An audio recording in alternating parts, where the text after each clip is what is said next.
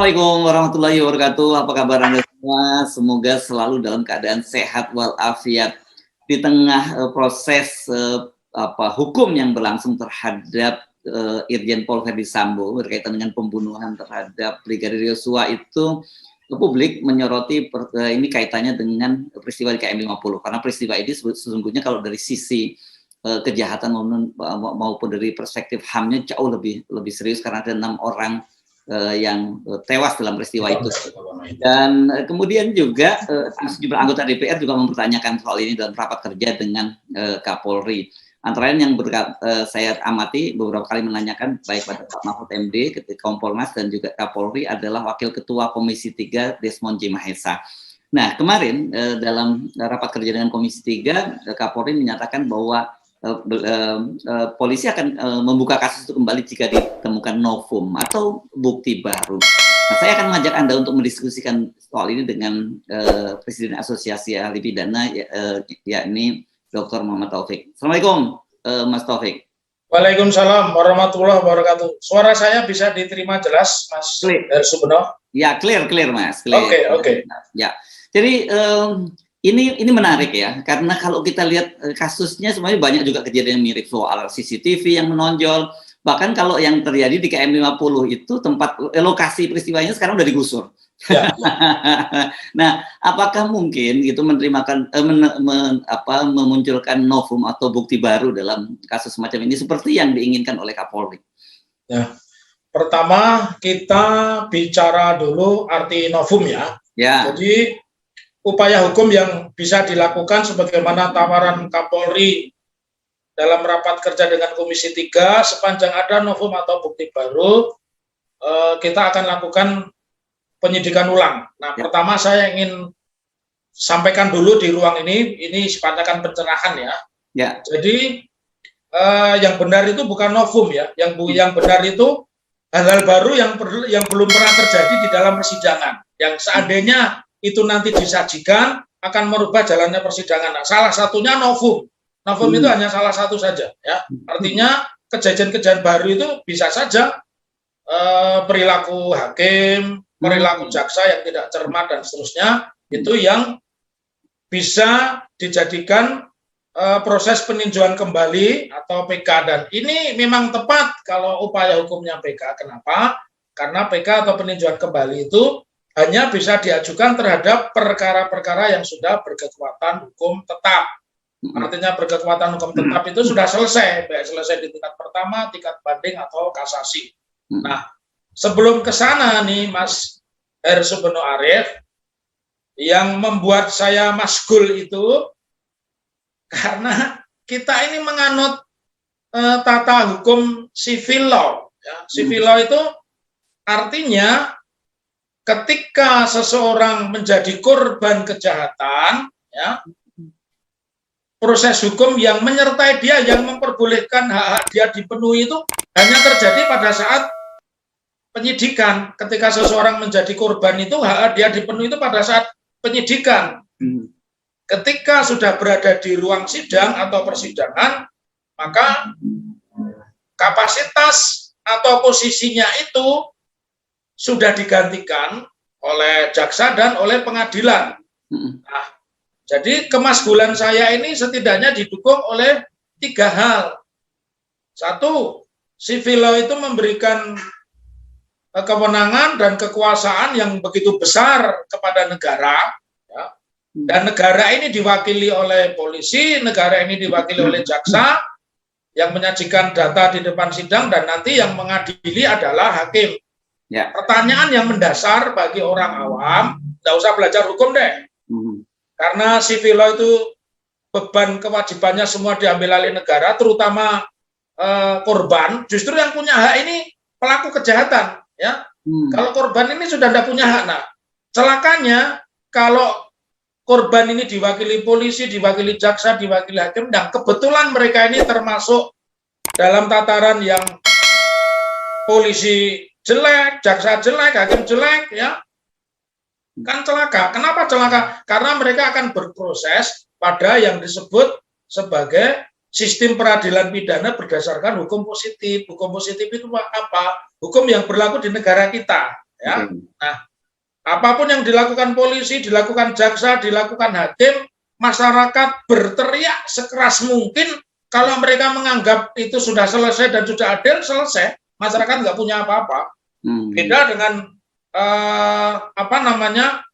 Eropa ya, beda dengan Amerika. Mereka ini kontinental, jadi mereka punya juri yang akan menilai. Tetapi saya ingin sampaikan, apa sih sebenarnya yang disampaikan oleh Kapolri? Nampaknya Kapolri dalam tanda petik juga mendengar bahwa terbongkarnya Sambo ini kalau ditarik ke belakang kan berhubungan dengan Satgasus. Dan Satgasus ini kan selama ini makhluk apa ya? Dia berdasarkan surat perintah tetapi memiliki kewenangan dari hulu sampai hilir, memiliki kewenangan segala perkara. Jadi saya menyebutnya itu sebagai super body-nya di dalam polisi.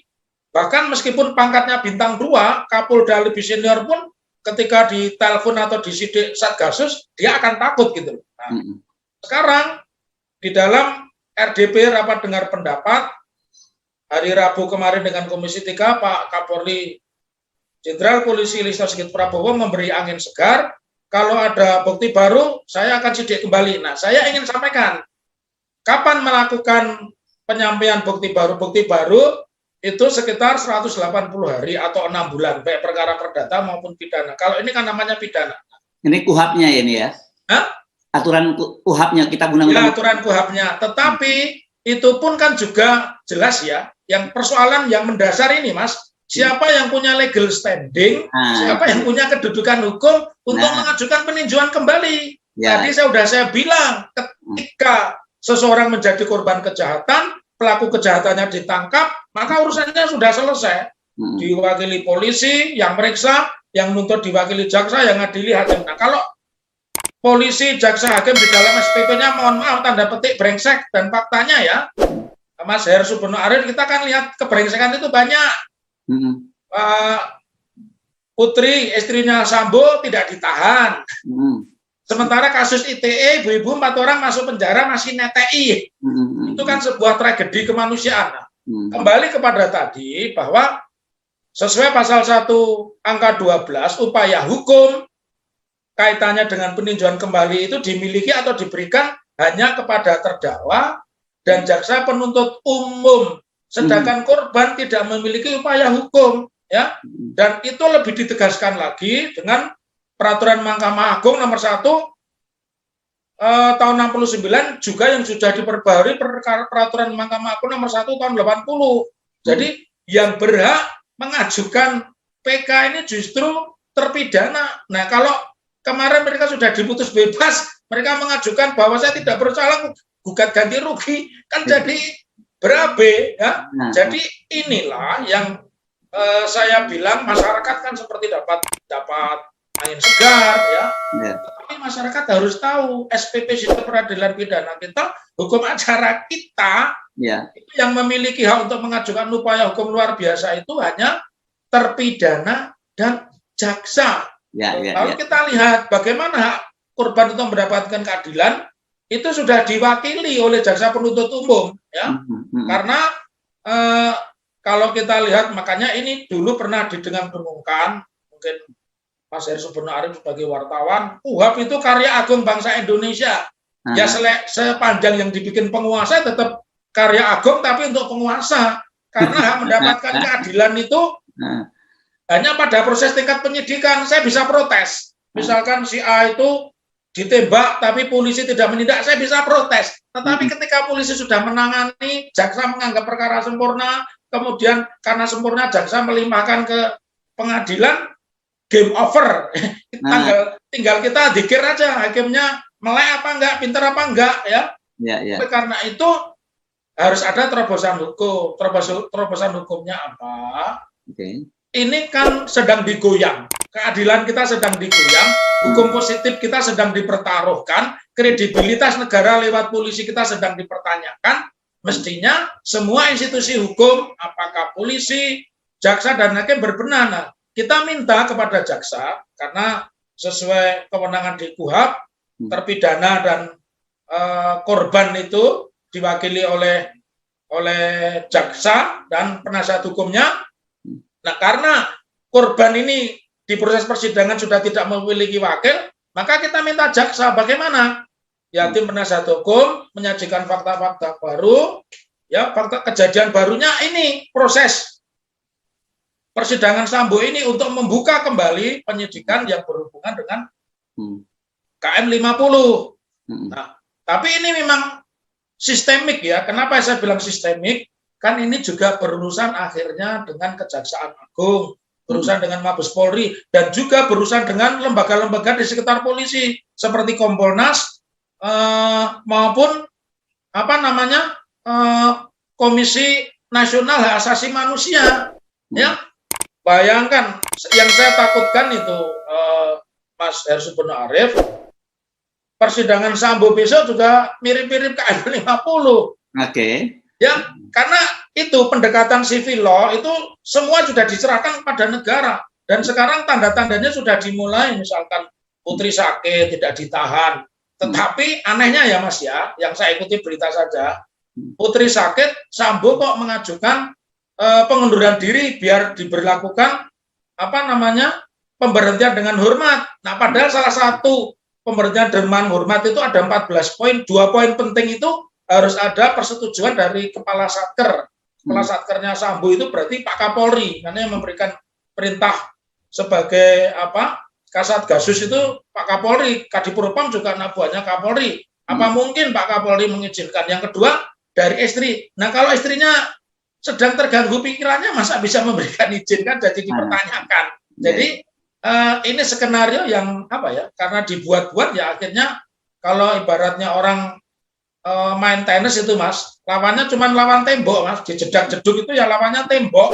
Jadi apakah berhenti di sini? Kembali kepada pertanyaan tadi. Tidak, kita harus menggiring jaksa ini sebagai pengacara negara, warga negara yang dirundung haknya sampai mati, tetapi penembaknya malah dibebaskan. Nah, sekarang ditemukan bukti baru, ternyata ada silent operation dari sebuah lembaga ya, yang lembaga itu ilegal ya, lembaga ilegal karena tidak pernah bisa diaudit sumber keuangannya dari mana dan seterusnya, yang ternyata menimbulkan kematian. Jadi tidak boleh di negara yang selalu menyebut dirinya berdasar hukum, tegakkan supremasi hukum, tapi ada orang yang berbuat semau-maunya, berbuat uraan, mengangkangi hukum. Begitu Mas. Oke. Nah, artinya ini betul-betul sebenarnya walaupun pintu dibuka oleh Pak Kapolri, tapi normatif gitu ya. Tapi walaupun normatif, menurut saya pengacara dari keluarga Laskar FPI ini bisa memanfaatkan peluang itu kan. Jadi di tahapan yang tadi ada usulkan, oke, susun fakta bukti-bukti baru, kemudian diajukan ke jaksa, bisa seperti itu. Ya, mekanismenya memang seperti itu Mas. Jadi jangan dibayangkan seperti persidangan perdata. Kalau perdata begitu bukti baru, boleh saya datang. Atau kalau terdakwa terpidana, terpidana bisa datang mengajukan bukti baru dan sebagainya, dan itu sangat banyak dimanfaatkan. Tetapi kalau korban ini kan tidak diwakili, ini celakanya. Celakanya pintu itu dibuka, tetapi ya kalau bahasa Jawa ya, kepalanya bisa ke depan, ekornya masih gue pegang nih. Sepanjang ekornya saya pegang ya, lu mau masuk dari mana? Kepala doang. Kepala doang kan berarti bukan badan. Kalau badan kan dari kepala sampai ekor itu harus masuk semua. Jadi ini ada satu proses hukum yang dibuka seluas-luasnya, tetapi yang menjalankan negara. Nah, kita ingin ada political will enggak, kemauan politik enggak? Terutama ini desakannya dari Jaksa Agung, Mas. Kalau kemarin saya lihat Jaksa Agung menangkap koruptor ya, Apeng dengan menggunakan tentara, ini kenapa tidak? Kan juga tidak dilarang. Jadi sebaiknya teman-teman penasihat hukum atau yang mewakili keluarga korban KM 50 itu mendatangi kejaksaan. Karena tadi yang Mas Heru Subono sebutkan di depan, itu kan sudah diratakan dengan tanah KM 50, yang itu rest area. KM 60 saja masih bisa minum-minum, bisa ngopi-ngopi sekarang. Masa KM 50-nya hilang? Nah, jadi ini minimal bisa dimasukkan sebagai obstruction justice. Ya. Kemudian kalau memang di situ bisa ditandakan, dicirikan, oh ini ada mobil Fortuner ya, Fortuner siapa yang naiki, nomornya sama atau tidak, nah itu juga bisa. Dan kemudian juga secara faktual sudah diakui oleh Pak Sigit dengan istilah beliau dibubarkannya Satgasus, berarti memang ada ya badan-badan di lingkungan kepolisian ini yang bergeraknya secara misterius. Sangat berbahaya kalau negara dikelola dengan cara-cara misterius seperti itu, dan itu tidak bisa dibenarkan karena perbuatan negara ini menghilangkan nyawa. Menghilangkan nyawa itu hukuman yang paling berat, apalagi dengan disengaja, misalnya saja mati kok, dan kurungannya paling rendah 20 tahun. Demikian Mas Hersubeno. Oke, jadi sebenarnya begini, kalau kita mengikuti jalur legal formal itu sangat normatif gitu ya. Ya. Dan ini berarti penting kalau gitu kan harus ada tekanan, seperti dalam kasus Pak Sambo ini kan juga menjadi sukses itu karena ada tekanan publik gitu ya. Ya. Menurut Anda jalur-jalur semacam itu bisa dilakukan? Ini tentu saja bukan pendapat seorang ahli pidana murninya, tapi dari sisi Anda mengamati prosesnya yang terjadi sekarang. Ya. Hukum itu selalu berhubungan dengan politik. Sekarang kekuatan politik ini adanya di media sosial, ya seperti channelnya Poinnya Hersubeno Arif, channelnya Refli Harun, channel-channel yang punya subscribe besar ini kan punya pengaruh. Jadi sudah saatnya pembangunan hukum, upaya menemukan keadilan itu ditempuh lewat cara-cara seperti ini. Ini kan blessing in disguise. Ya. Coba kalau ini pendekatan hukum formal, Mas, nggak bakal ada peluang untuk bisa mengadili Sambo. Paling muncul bahwa itu polisi mabuk tembak-tembakan, orang Kapolres yang pangkatnya Kombes calon jenderal sudah mengatakan begitu, selesai kan. Kompolnas yang juga mantan jenderal saja sudah mengatakan begitu kan selesai. Jadi hukum dan politik itu sesuatu yang saling pengaruh-mempengaruhi. Nah sekarang kalau kita mengharapkan jaksa tidak mungkin, mengharapkan pemerintah Pak Jokowi pun sebenarnya kan punya kewenangan ya, mencopot Kapolri dan seterusnya, membubarkan pun dia punya kewenangan. Tetapi persoalannya karena ini saluran-saluran politik formalnya, dan saya tidak GR Mas, salah satu rapat Komisi 3 kan karena mendengarkan suara medsos. Kenapa Komisi 3 berdiam diri? Setelah kita tekan akhirnya kan mereka rapat juga. Jadi saya mengatakan sekarang media sosial, terutama channel-channel YouTube, Instagram, Facebook, TikTok ini punya pengaruh besar. Inilah yang saya sebut blessing in disguise. Dan sekarang ini momentum yang tepat buat kita untuk menegakkan yang disebut street justice. Buat saya ini street justice. Dan ini tidak dilarang dalam undang-undang. Yang dilarang undang-undang itu kan sesuatu yang bertentangan dengan hukum positif. Street justice ini kan mengadili sebuah peristiwa, menganalisa, dan kemudian membuka pikiran orang, membuka hati orang supaya dia berpikir cerdas, dia berpikir jujur, dan akhirnya mengambil tindakan-tindakan yang positif.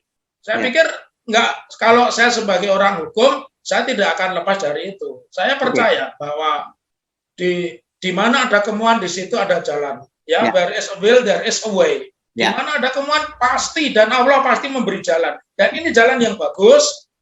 Mekanismenya apa, Mas? Masih dibolehkan ya. Tim penasihat hukum mendatangi Kejaksaan Agung, kemudian ahli warisnya itu berarti korban ya, ahli waris korban, orang tuanya atau siapa, saudaranya juga ke sana meminta pernyataan Kapolri di Komisi 3. Ini kan pernyataan pejabat. Ya. Ini direspon dalam bentuk, you itu mewakili keluarga saya. Saya ini sudah teraniaya, anak saya mati, yang nembak tidak dihukum. Nah ini Kapolri memberi peluang, jangan-jangan ini berhubungan dengan Satgasus, you cari. Begitu Mas mekanismenya. Dan itu diperbolehkan, ini yang disebut street justice. Cara pencariannya lewat jalanan, mekanismenya tetap mekanisme lewat peradilan. Oke, Mas Taufik ya, karena kita lihat ini ada semacam political will. Ada niat dari Kapolri untuk bersih-bersih di internal. Dan kita tahu peristiwa itu terjadi kan bukan di bawah kepemimpinan beliau ya, di bawah Kapolri sebelumnya gitu ya. Nah, mungkinkah ini kalau katakanlah kita mendorong Kapolri, kalau tadi kan itu lebih dalam posisi Kapolri pasif ya, Pak Polri, oke, kalau ada novum, ada bukti baru tolong bawa ke kami gitu. Tapi karena ini berkaitan dengan ada operasi-operasi gelap yang seperti Anda sebut tadi, operasi hitam di internal, kemudian polisi itu, Kapolri membentuk tim fact finding gitu. Kan nggak tidak itu? Nah, kalau saya mungkin modelnya meniru ini Kamarudin, Mas. Jadi pihaknya yang aktif mendesak kepada kepolisian, menyajikan data-data dan membuat tekanan dalam tanda petik supaya hukum itu tetap lebih tinggi dari kekuasaan, bukan kekuasaan di atas hukum, tapi hukum di atas kekuasaan. Nah, mekanisme itu bisa ditempuh. Polisi membuat tim independen, tetapi karena ini waktunya begitu lama, saya juga berharap kalau mereka mampu membentuk tim sus, setidaknya DPR berperan, Mas, lewat jalur politik, membentuk TGPF, tim gabungan pencari fakta, salah satunya keluarga korban dan penasihat hukum korban. Juga ada di situ polisi, Komnas HAM, dan tokoh-tokoh masyarakat. Ini kan sangat bagus, ya. Kalau ini bisa dilakukan, ini bagus. Dan dulu SBY dalam persoalan tertentu pernah membentuk tim ini, gitu loh, ya. Pernah membentuk tim ini kaitannya dengan novel Baswedan pada saat itu. Kalau ini dilakukan kembali, tentu ini menjadi sebuah peristiwa menarik itu, Mas, ya. Oke, tapi ada tadi menyinggung soal peran dari pengacara Yosua Kamarudin Simanjuntak yang ini kan saya juga menyebutnya dia sebagai game changer ya dalam peristiwa Yosua ini, karena dia kemudian melaporkan itu ke Bareskrim. Bisakah, ini pertanyaan dari sisi hukum pidananya ya, bisakah pengacara dari Laskar FPI ini kemudian membuat semacam pengaduan kembali ke Bareskrim, sehingga dengan begitu polisi juga membuka kembali kasus ini? Nah, kalau pendekatannya ini pendekatan keadilan, saya menjawabnya ya, karena dengan bukti-bukti baru. Dan nanti payung hukumnya bilang saja, ini RDP-nya Pak Kapolri beserta stafnya dengan Komisi 3. Jadi masih memungkinkan, ya. Kalau kita memang upayanya ini dalam rangka menemukan keadilan, menegakkan hukum yang benar, masih diperbolehkan, ya. Masih diperbolehkan lewat mekanisme menyampaikan fakta-fakta baru, karena yang namanya upaya hukum peninjauan kembali ini kan bukan hanya novum, memunculkan kejadian baru. Tetapi, Mas, ini tidak akan pernah menjadi bola salju kalau tekanannya tidak kuat. Nah, sementara saat ini Indonesia itu begitu kompak mengkritisi polisi dengan peristiwa Brigadir Nofriansah Joshua Huta Barat, itu persoalannya. Jadi ini harus diangkat menjadi sebuah persoalan nasional, persoalan kemanusiaan, bukan persoalannya umat Islam, bukan persoalan FPI, tapi sama posisinya. Ini persoalan kemanusiaan, sebagaimana masyarakat mengkritisi, masyarakat menghujat, dan masyarakat menuntut polisi untuk pelaku-pelaku kejahatan kepada Nofriansah Joshua Huta Barat diadili dengan pengadilan yang benar. Saya pikir menempatkannya di situ, isunya jangan isu Islamnya, tapi isu kemanusiaannya. Sepakat. Saya pikir itu yang paling tepat. Ya, sepakat. Jadi, nah gini kan, saya membayangkan gini, kan ada, ini kan sambil kita ngobrol tentang hukum ya, kan selalu ada disebut namanya nebis in idem gitu ya, sebuah kasus, sebuah yang sudah diadili tidak boleh diadili kembali lah, kira-kira gitu bahasanya ya. Nah, apakah novum itu mengenyampingkan nebis in idem?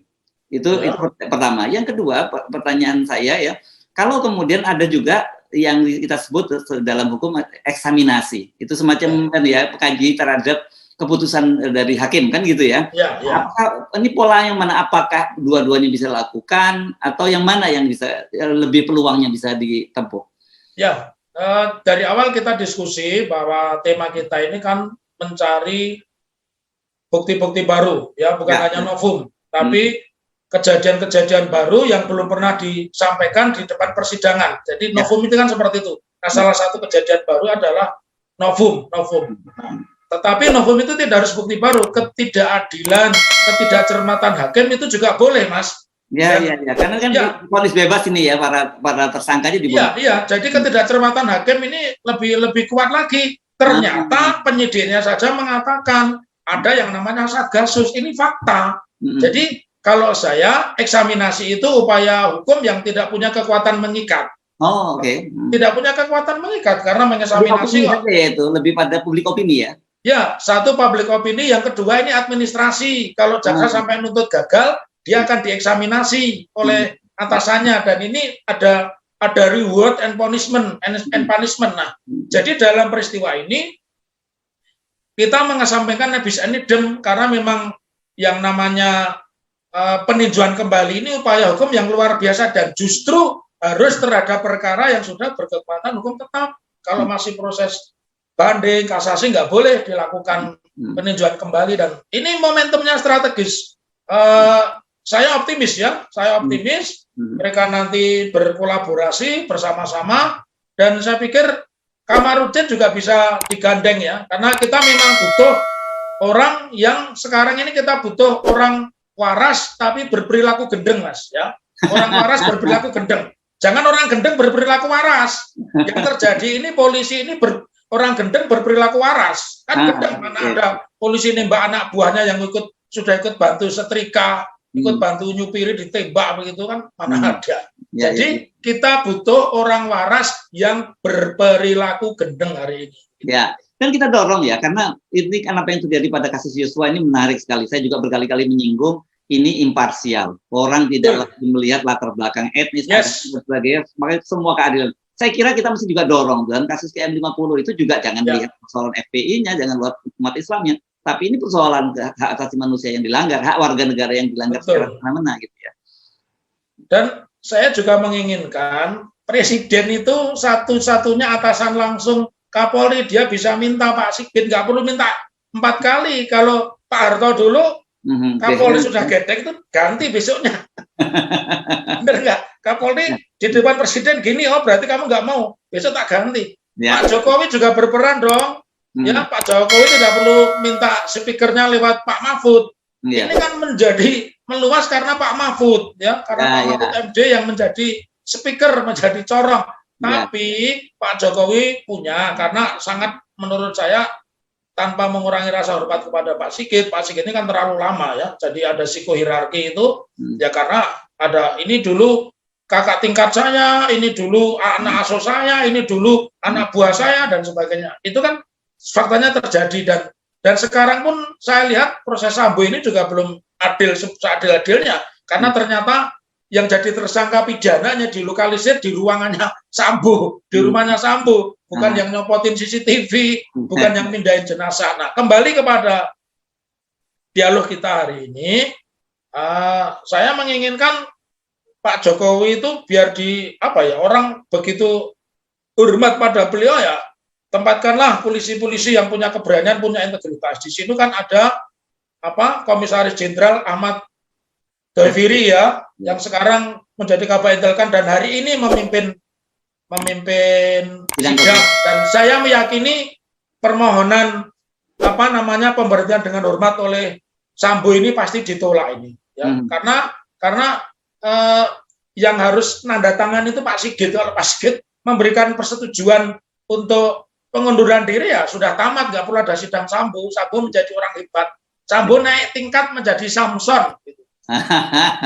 Oke, tapi gini, meskipun ya apa yang disampaikan oleh Pak Kapolri di depan Komisi 3 itu normatif, tapi ini sebenarnya menunjukkan ya ada keterbukaan gitu ya, ada upaya membuka diri gitu, tepatnya gitu ya, dari Kapolri untuk meninjau kembali kasus KM50 itu ya, gitu, dan itu harusnya keluarga maupun pengacara dari keluarga itu proaktif, peluang ya. Proaktif. Ya. Nah, juga begini Mas, kalau saya juga garis bawahi, saya kan pernah akrab dengan beliau waktu di Solo. Beliau kan pernah jadi Kapolresta Surakarta.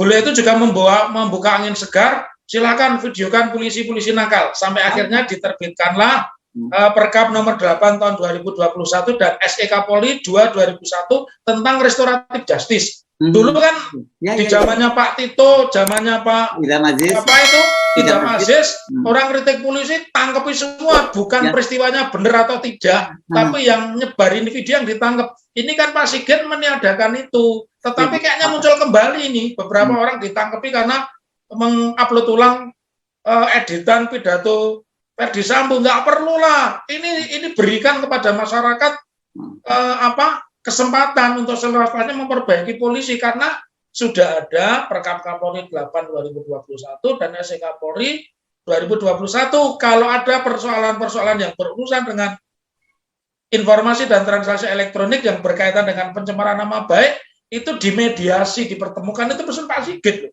Ya. Jangan mengaburkan, jadi jangan mengaburkan substansi, kemudian mencari pendekatannya hukum material. Orang salah tangkap, nggak begitu. Kita harus pendekatannya substansial. Jadi saya sepakat di balik Pak Sigit yang mungkin dianggap lama, tapi Pak Sigit memberi ruang orang untuk kritik polisi, dan dia bilang ini sebagai pil pahit yang harus diminum biar sehat.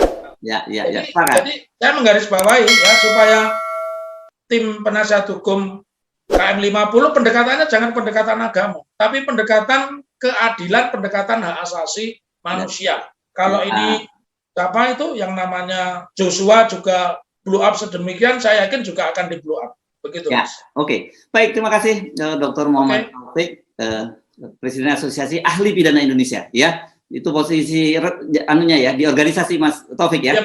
Ya. Oke, terima kasih. Assalamualaikum warahmatullahi wabarakatuh. Waalaikumsalam warahmatullahi wabarakatuh.